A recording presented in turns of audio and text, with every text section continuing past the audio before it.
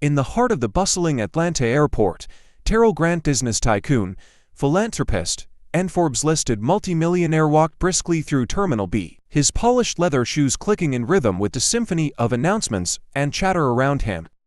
Standing tall in his tailored suit, Terrell was a striking figure, exuding both confidence and elegance. At 42, he had built an empire from scratch, owning luxury hotels, restaurants, and a real estate company that spanned 3 continents. He had it all, it seemed: wealth, influence, and the respect of his peers. But this wasn't his world. Airports made him feel oddly vulnerable, like he was just another traveler lost in the crowd. As he checked his watch, calculating how much time he had before his flight, he noticed a small, frail figure struggling with a suitcase. She was an elderly woman, probably in her 80s, dressed in a simple but elegant brown coat, her hair tied neatly into a bun, and large glasses that magnified her eyes. She looked around, bewildered, her hands shaking as she tried to lift her suitcase onto a nearby cart. Instinctively, Terrell walked over. "Mom, would you like some help with that?" he asked, bending down to pick up her bag. The woman blinked up at him, a surprised smile lighting up her face. "Oh, my dear. You're a blessing." Yes, I would appreciate it very much.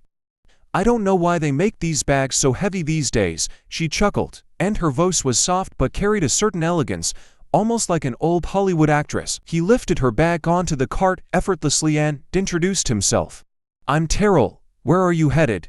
"Ma'am, Grace," she replied, giving him a look of genuine warmth. "I'm headed to New York City. My flight is in an hour, but I haven't been able to find gate 14 for the life of me." Terrell chuckled and offered his arm. "Well, Grace, you're in luck. I'm headed that way myself. Let me escort you." As they made their way through the terminal, Grace shared stories from her life. She told him about her childhood in the South, her love for jazz, and how she missed the days when travel felt like an adventure rather than a chore. Terrell listened intently, struck by the way she spoke, her words filled with wisdom and grace. After about 20 minutes of walking together, they arrived at her gate, and he helped her get settled in a seat. As he went to say goodbye, she patted the seat next to her. "Stay with me a little longer, Terrell. I don't get to chat like this very often," she said softly. He glanced at his watch. He had a bit of time before his own flight, so he took a seat beside her.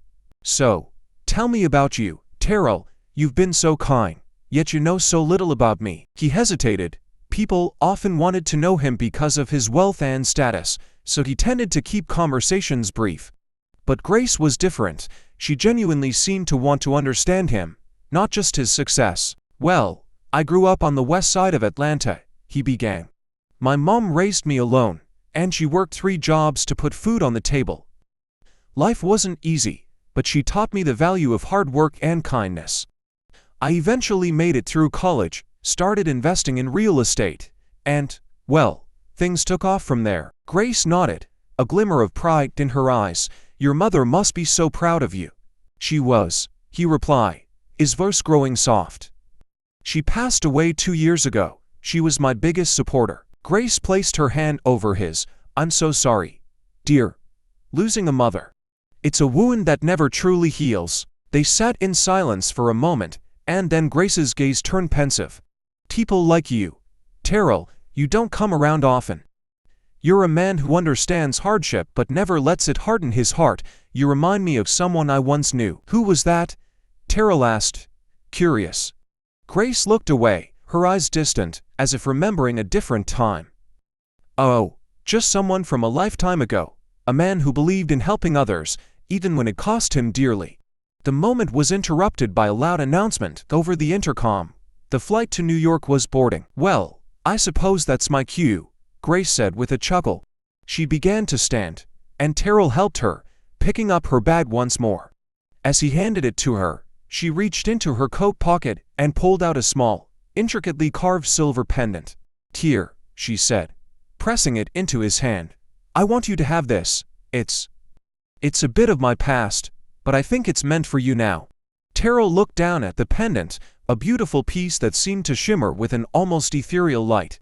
He was about to thank her when he noticed her boarding pass. His eyes widened. "Grace, your last name. Are you Grace Albright?"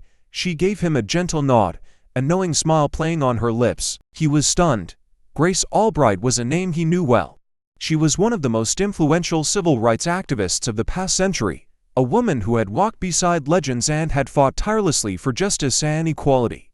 Her achievements were legendary, and yet, here she was, sitting beside him as if she were an ordinary traveler. You're the Grace Albright?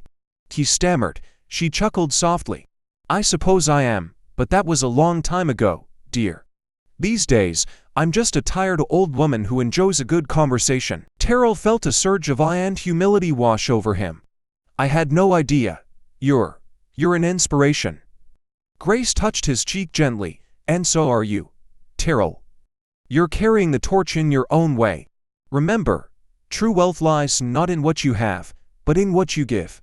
People will remember your kindness long after they forget your fortune. They embraced briefly, and he felt an overwhelming sense of gratitude for having met her. As she boarded the plane, Terrell sat back down, clutching the pendant in his hand, feeling its weight and history. He looked down at the pendant again, noticing an engraving on its back, asterisk to those who carry hope. Asterisk the words echo in his mind, resonating deeply.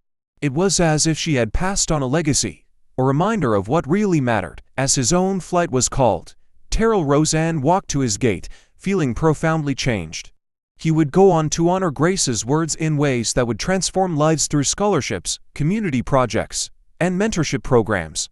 But above all, he carried with him the lesson of that day, that every act of kindness, no matter how small, could be the seed of something extraordinary. And in the years that followed, whenever he felt doubt or loneliness, he would hold the pendant, remembering the gentle wisdom of a woman who had once walked beside giants and had shown him that he, too, could be one.